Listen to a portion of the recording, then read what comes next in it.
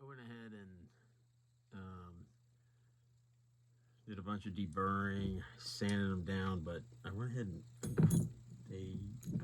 fired them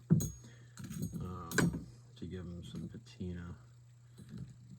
These are these County Com silicone mats, and I know my number one is gone, but I do know this is number one inside of number one. So we've got our DEEZ KNUCKS internal finished, sanded again. It was polished before as well, but we went and resanded it. Took some stuff down on it, so these are still pretty hot. They're not sizzling, so we can work with them.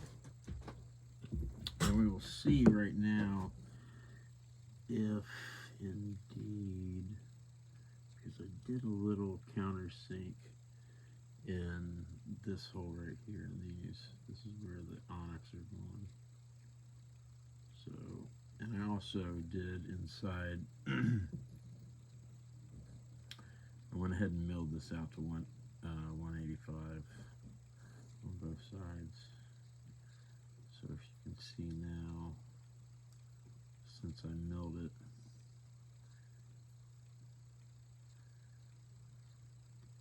it should drop in there pretty good.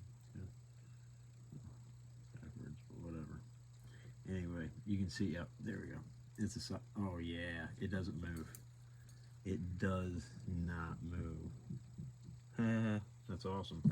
So, milled the exact size of the onyx cabochon, and now my problem is which side was number one on here. He's funny. I'm guessing that's not it. That's not it. Alright, is this it? Alright, so we know this is inside. Gave it a little color. I'm going to line these up and make sure I have the correct side. Because if I do not, it is not going to be fun. It will not be fun at all. Go through all that for very little. So, not to be lazy, I'll probably mock this up real quick without, because I know I'm going to mock it up to see what it's going to look like without the cabochon. But I do know that I'm going to have to do one of two things, and I don't want to lower the cabochon. So therefore, I am going to countersink up into the brass liner to bezel set it and create just a little bit more of a bezel. I'll probably go with a higher degree countersink, or I'll just go with a ball end mill probably. Actually, I'm going to go in here with a ball end mill, like on the back side of these. I'll go in here with a 185.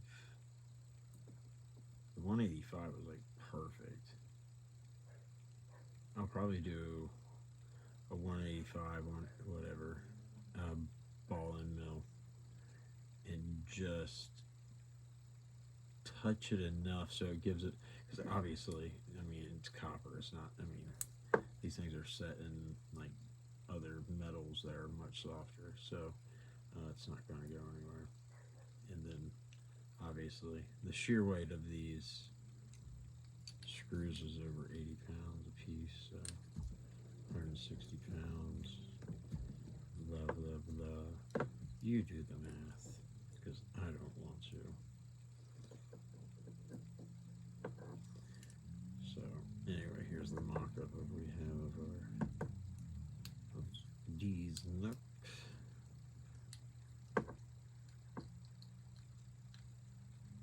And obviously this isn't the new style that slips right on my belt. Oh no, why are you doing that to me? Oh no.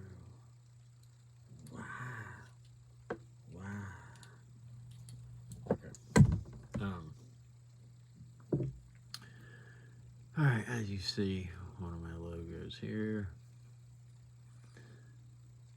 And another one on the back.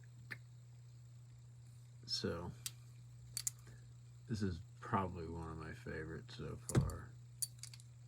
I do like to have my little key hanger because the key hangers are cool.